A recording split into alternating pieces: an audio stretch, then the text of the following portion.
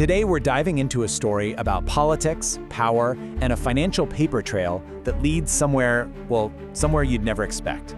To get to the bottom of it, we just have to follow the money, and it all kicks off with one simple question.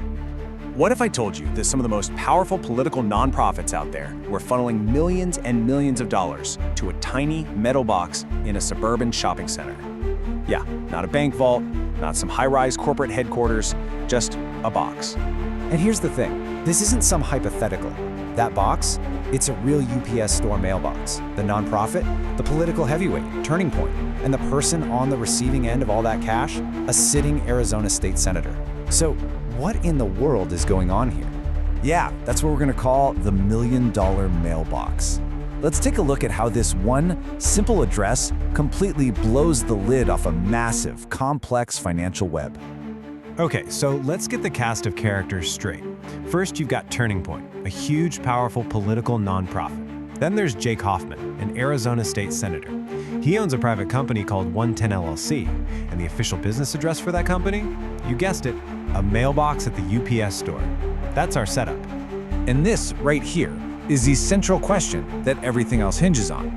Why would a massive nonprofit, one that could hire literally any marketing firm on the planet, choose to send millions of dollars for marketing services to a company that's run by a sitting lawmaker and is officially based out of a mailbox? To even begin to answer that, we have to look at how this whole system was built in the first place. And that brings us to what's been called the mayor's nest, the origin story of this really unique political power structure. So what is an LLC mayor's nest?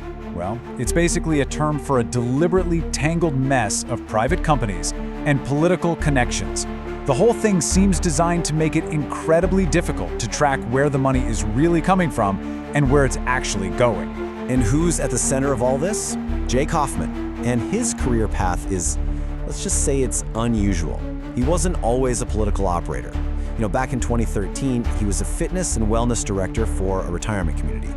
His super fast rise into the political elite is a really key part of the story. See, he joined a system that's been described as a game of political musical chairs.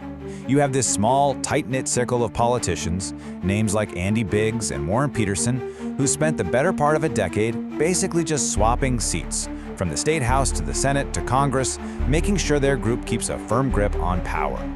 And this is where it gets really specific. It seems like Hoffman's entry into this exclusive club was greased by a real estate deal that, frankly, raises some pretty serious questions. So get this, a company owned by one of those political allies, Warren Peterson, bought Hoffman's old house. This move reportedly helped Hoffman get into his new home early, which allowed him to meet a residency deadline so he could run for office. Then, that same company sold his old house just 2 months later at a $25,000 loss. So, while all of this is happening behind the scenes, what's going on out in public? Well, that leads us to the next piece of this whole puzzle, what we'll call the political shell game. The idea is that while the real action is happening over here, public attention is deliberately focused way over there. And the contrast between the rhetoric and the reality can be pretty stark. For example, the public messaging often focuses on these big national issues like protecting children and securing the border. But according to the source material, back in Senator Hoffman's own district, a child is reported missing from one local school on average every 2 days. It really raises the question of whether attention is being intentionally diverted from local crises.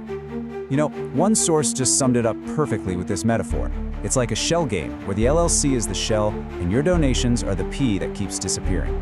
It's a powerful way to describe how money and attention can be shuffled around, leaving the public completely unsure of what's really happening. Which brings us to the bottom line, our final section here. This is about power, not politics. It's about looking past all the partisan fighting to see the real structural issues at play.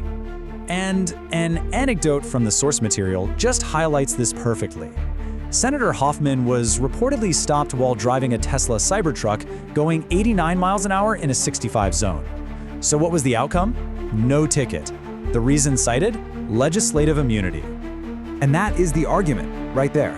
The millions of dollars being paid for marketing services aren't really about marketing. They're about a deep structural conflict of interest where nonprofits can funnel money directly to a sitting lawmaker's private company, basically buying influence and ensuring that the status quo never ever changes. So what do you do with all this? The source material suggests two key takeaways. First, learn to look past the distracting headlines and the political talking points. And second, start demanding real financial transparency from both the nonprofits who are making these payments and the lawmakers who are receiving them. And that leaves us with one final fundamental question to think about. Putting aside all the crazy details of this specific case, just ask yourself this: should a sitting senator be allowed to run a private multi-million-dollar company that gets its money from the very same political groups he is in a position to regulate and oversee? That's the core dilemma right at the heart of this whole LLC mare's nest.